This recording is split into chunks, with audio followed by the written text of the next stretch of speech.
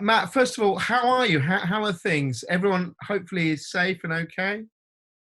Doing all right. Yeah, we are transitioning, pivoting, dare I say, into what is becoming the new normal. So all doing well. Hope same from your side. Yeah, absolutely. Um, I had to move sort of 9, 10 staff.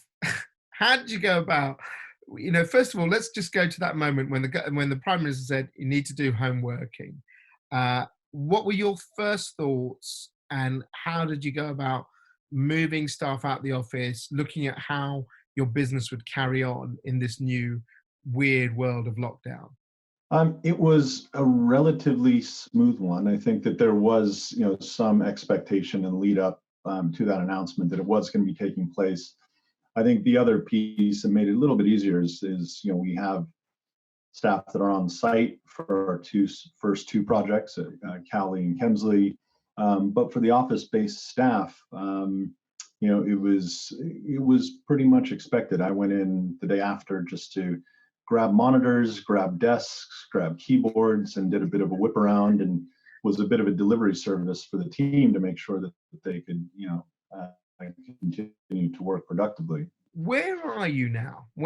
Tell me how the business is working. How are you sort of running things right now? I mean, is it all remotely? Have you got people because you have critical systems that are out there? You have assets.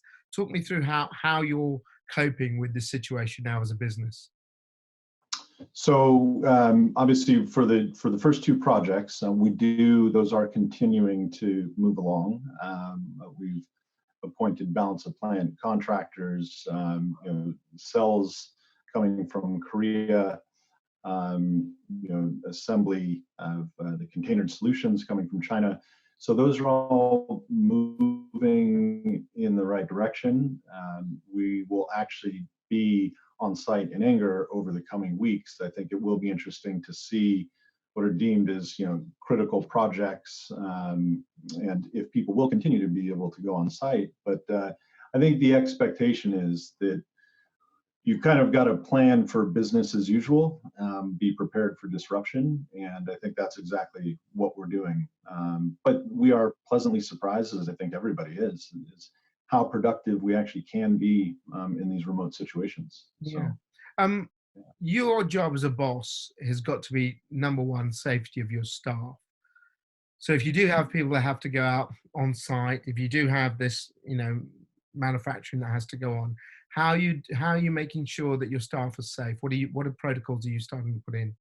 well, with the core team, kind of as expected, we do have a lot of subcontracting that is taking place. Now, those subcontractors, while they may not be full-time members of our team, from a humanitarian standpoint, you need to make sure that people are looked after. Yeah. We will continue to follow guidelines, government issued guidelines. I think the benefit of now being part of much larger organization in EDF and EDF Renewables specifically, is that we're able to kind of follow the protocol of what they're doing, and they have been really impressed with how seriously they have taken this, and I'm sure that many other businesses are doing the same. And I can only speak for EDF, but we've been really pleased, and we'll continue to follow those guidelines that come from the government, but also kind of are issued by EDF at the corporate level. When you're a boss, you have to make tough decisions and you have to plan. I mean, if you have, I'll be amazed. But did you ever see this coming? We did not. I think we had some inkling that the impact, we all read the news, obviously, but with the containerized solutions that were coming from Wuhan in China with Vatsila as our provider, we had some indications pretty early on in late January that there were going to be some disruptions to that delivery. So, right. So this was actually your supply chain was coming from Wuhan, the center of where it all started. Wow. So there was already some expectation that clearly COVID was going to impact our business in some capacity. I don't think we had any idea to what extent. I don't think anybody did at the end of January. But I think we were starting to gear up for it, but hand on heart, definitely not prepared. So we have transitioned nicely. We are still catching up as a team, and we've had these brilliant, hilarious Zoom, pubs. We Yeah, download the backdrop of our local pub in Shoreditch, and we've been able to keep this chemistry of the team and morale high, and I yeah. think that's been hugely important. Hugely. How do you lead remotely? Quite tricky, isn't it? It is. I think one of the things that I've kind of really suggested is this is what we're doing right now. This is the water cooler. Pick up the phone, press a button, and connect. And we can have scheduled meetings, which we obviously do. We check in as a team to kick off the week on Monday and to wrap up the week on Friday. Then we have our virtual hub to stay in contact. But the calendar does not need to dictate how we interact, because it doesn't dictate how we interact in the office. So I think it's been great to see. I mean, it can be content relevant to the business. It can be just connecting with people and having an informal conversation. But I think that's been something that we and my two co-founders, we've really been trying to promote, looking after each other and keeping morale high. And that's really all you can do in these situations. Yeah. What do you think you've learned so far? And we may be in this for several months to come, but often a learning curve is very, very steep to begin with, and then more things happen and they sort of flattens off. But what have you learned initially about yourself as a boss and about your business by having to do this completely alien thing that's happened to all of us?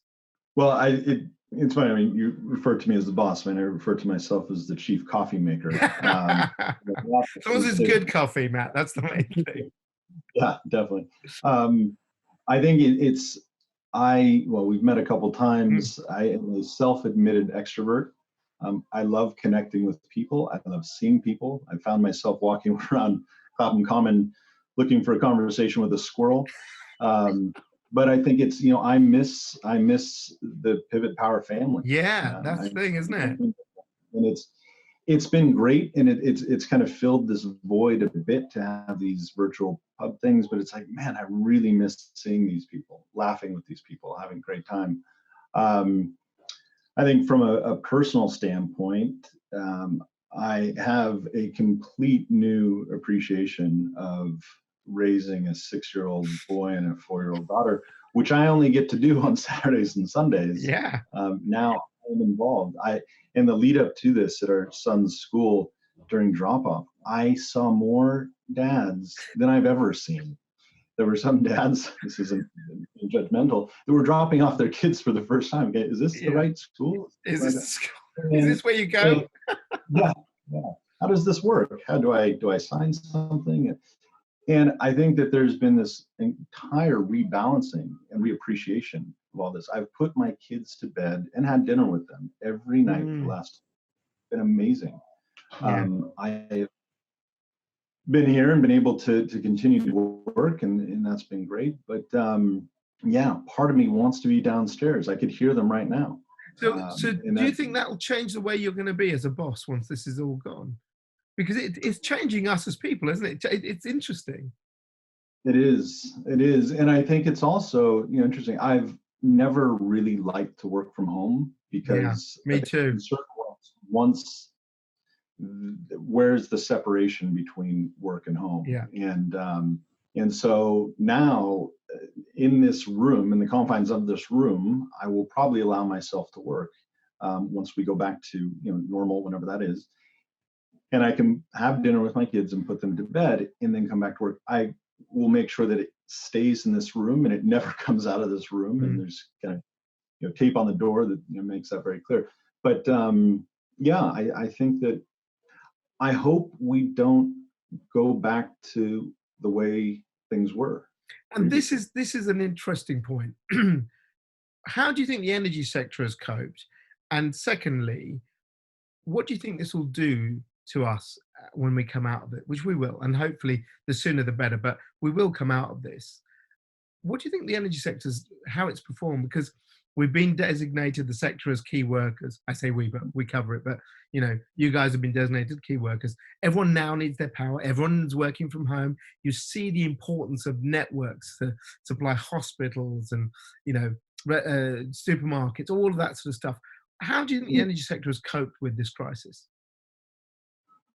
Well, I saw the notes conversation you had with the gentleman the other day. I mean, I think that the new, uncertainty is the new normal. I mean, there's an argument to be made that, the energy sector in the UK and a lot of other countries have been in an uncertain environment for a long time. Without a very clear energy strategy and a direction of travel. So I think that we were somewhat prepared. That's probably a bit of a strong statement, but we have been in a world of kind of uncertainty. I think that I can't speak on behalf of many other industries, retail, hospitality. I mean, look at some of those just decimated. Absolutely. So I think that we've been able to kind of keep the wheels on the road and so on. And there is a lot that can be done remotely. What are we going to take away from it? I think it'll be more kind of personal anecdotes as individuals. We're in the middle of looking for new office space, and it has actually made us rethink as we move into EDF Renewables offices together. Does everybody need a desk? Yeah, absolutely. Will there be more flexible working that accommodates a better work-life balance, and also maybe better, from a cost standpoint? Yeah. Do we need a desk for every single person? Now there becomes a hygiene, health, and safety element to this as well, which obviously we will need to continue.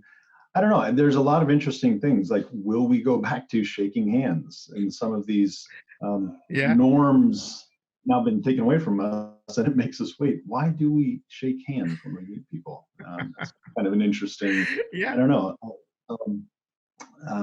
But I think that, personally, I was just mentioning previously, I live in Clapham under a flight path going into Heathrow, walking around, and you get used to it.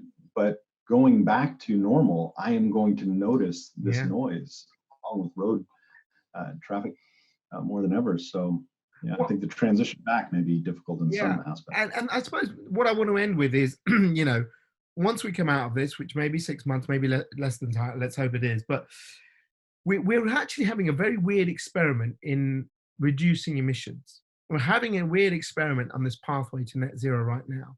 Everyone's seeing the stuff about how clean the air is, how things are happening. Do you think this has shown one thing, that actually humans can, and I'm not just going to say the energy sector, but when we have to, we can react very quickly. And what we used to think should take ages, weeks, months, years, even decades, could happen much quicker. And what lesson can we learn from COVID that we can take towards this net zero pathway? Absolutely. I mean, before this happened, this transition to electric vehicles, electrification transport, you look at these pictures, of downtown New York, in 1910 and then in 1920, not a horse to be seen. And we made that transition, which required a significant amount of infrastructure. There were no kind of roads, pavement, and so on. And that happened in an incredibly accelerated pace. So there are many, many other examples of how quickly we can drive change and make that adoption. Some of the biggest bottleneck in this whole sector and this whole transition, from my standpoint, is the power infrastructure to scale 1 megawatt, 2 megawatt, 3 megawatt, and so on. And that's a big part of the Pivot Power proposition, is looking to address that and providing that scalable power infrastructure over time. But look, we do need to, and we've made these declarations, coming from 2040 to 2035, that's great. I think economics will take over way before then, and make sure that this, transition happens. But not naive here, the impact at a household level and from a balance sheet of a company, this transition of your household vehicle or your fleet of vans, buses, whatever that may be, may be slowed, by the economic impact. And do you try to get more out of your existing Yeah. combustion engine vehicle? With the price of petrol coming down and forecasted to continue to come down, will the economics not stack up as quickly as they were expected to? So, Interesting there point. are some things that may depress the transition, but it is absolutely the direction of travel. There's no question about that at all. Yeah. Matt, I know you've got to go. You've got a busy day. You've got those six and a 4-year-old to deal with as well. Thank you so much for your time. Stay safe, and wish you all well through all this. You the same. Thanks a lot, Smith.